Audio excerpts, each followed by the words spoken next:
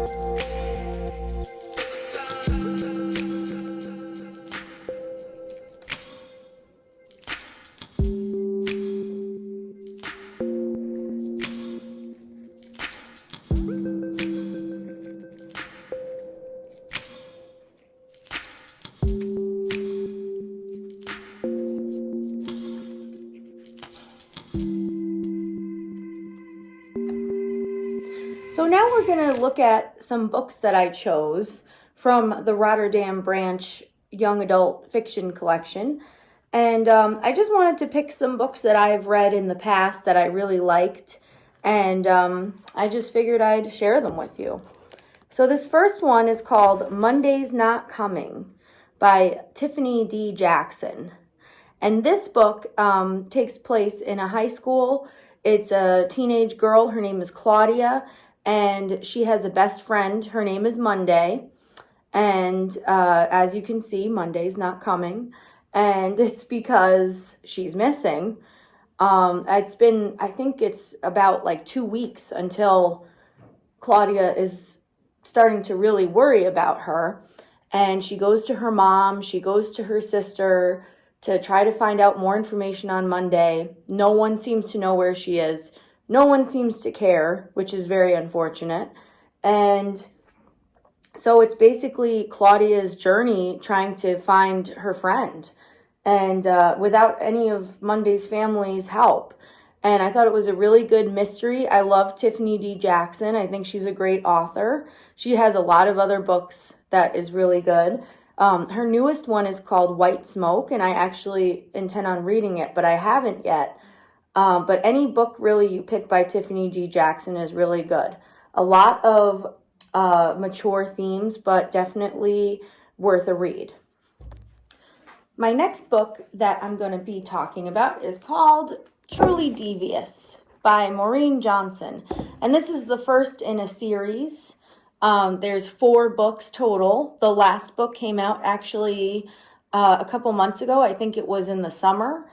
I forget, but I haven't caught up on the series, unfortunately. But this is a really great series. I love Truly Devious. It's about a girl who is going to a private school in Vermont. It's kind of in the same vein, the book, as A Good Girl's Guide to Murder or One of Us is Lying. So some sort of like mystery, true crime type of thing. And they're in a private school in Vermont. They find out in the 1930s there was this huge kidnapping that happened. It was the wife and the daughter of the owner of the private school. And it had a note with the kidnapping, and it was signed Truly Devious. And now we're in present day, and this girl who is a teenager in this private school, she has one of her friends, she realizes one of her friends got kidnapped, and a note pops up, and it's the same Truly Devious signature. And she takes it upon herself to try to figure out who Truly Devious really is. And it's a really awesome mystery for teens. I really enjoyed it. And if you like the first one, then there's 3 other books in the series, and you'll be busy for a while. My last book I'm going to be showing you today is an oldie but a goodie, as they say. It's called Shipbreaker, and I'm not even going to try to pronounce this last name. But it's a man who does have other books, and he is a very prolific writer. And it's called Shipbreaker. It's about this main character who works as a ship stripper, if you will. He strips metal and strips parts from old ships to sell them for a company that is in his local town. And he realizes that there's a ship that would be a lot of money for him to strip, and to, you know, if he took this ship apart, he'd be making a lot of money. He's in a poor household, so he wanted to try to make money for his family and everything, but the ship actually has a survivor on it, and it's a girl who is promising him if he helps her, then she would help him out, and she would give him money and opportunity to go elsewhere to try to, you know, make a better life for himself. And so he kind of has to decide whether he's going to strip the ship and, you know, get all the parts that he can and make money that way? Or is he going to do the possibly morally better thing and help this woman out and, you know, maybe have a better life for himself? So it's a really interesting novel. It's very popular. I know a lot of people who have read it and liked it. I really liked it too. I read it a long time ago, probably about 10 years ago now, we're saying. But it's a really good read. And this guy is really a good writer. This guy. I'm not pronouncing it, so yeah. Shipbreaker. See, those were easy. It's good because I bought the bendable flowers. So you can just bend them and attach them onto the stem here. And it takes probably about like 5 minutes and you got a rockin' flower crown now. So I hope you enjoyed making this craft with me today. Tune into more teen grab and go kits in the future. Definitely let me know, or let Miss Kayla or anyone at the Central Library know, or your branch librarian. Let them know what you'd be interested in and what supplies you'd want to take home to make something. And I hope you liked my book recommendations too. That's it for this week. See you later. Bye.